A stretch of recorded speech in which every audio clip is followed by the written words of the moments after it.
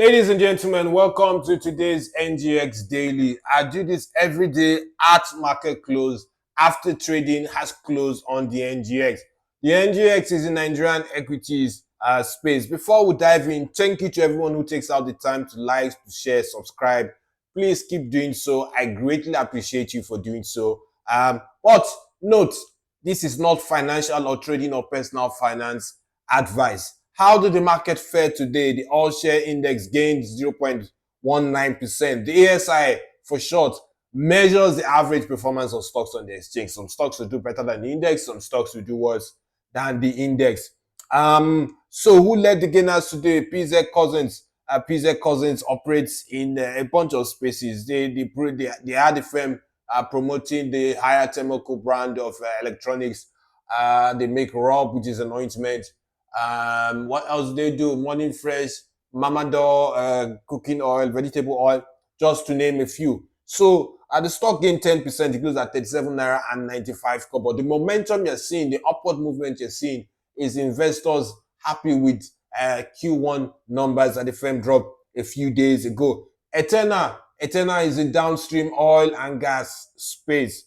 Eterna gained 9.94% to close at 37 naira and 5 kobo. On the losing side of things, you have RT Briscoe. RT Briscoe was the worst performing stock today, down 9.89% to close at 3 naira and 37 kobo. RT Briscoe, what they do? They're into the sales and service of some industrial equipment, I think compressors.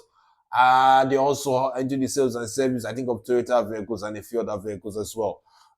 In terms of volume and value, Cornerstone Insurance led the way. Let's start with the volume. 5.4 billion Cornerstone Insurance shares traded today. UBA, a distant second with 152 million shares, and First Holdco takes third place in terms of volume with 111 million shares traded. Switching lanes to value.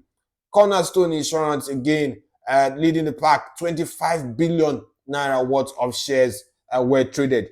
UBA, a distant second with 6.5 billion worth of shares traded, and First Holdco, a distant third with 3.48 billion worth of shares traded. I must say though, Cornerstone has an automatic spot in my pre-market video for tomorrow. Why do I say so? This is a huge transaction for the firm. I repeat, this is a huge transaction for the firm. Why? Cornerstone has 18.1 billion shares in issue. Volume traded is 5.4 billion. And so that tells me that is over what? It's around 30-something% of Cornerstone shares. And if you know your numbers and if you check the results, I'm sure you can have a guess as to who is selling those shares. The seller, we may know. I'm not mentioning names till the official confirmation has been made. The buyer is what is hard to guess. So I guess we'll have to wait for the coming days and see when we get those numbers. What else happened in the market today? Not much from a corporate disclosure standpoint. You had a number of firms sending notices of when they're going to hold their board meetings. I mean, mostly it's going to be a fairly quiet trading session to next couple of weeks, maybe the third or fourth week and fourth week of this month. So till then, there's not much going to happen in terms of major announcement. The only key numbers we're waiting for are from the likes of FCMB and Fidelity. We're yet to get their H1 numbers. So that is beyond that. I don't think there's much in the market for one to expect. Thank you all for listening. And in case you don't have the time or you prefer audio, an audio version goes up on Greenticker Tales podcast. You can find it, just search for Greenticker Tales at your favorite audio podcast platform. Spotify, Apple Podcasts, YouTube Music. You can find Greenticker Tales there.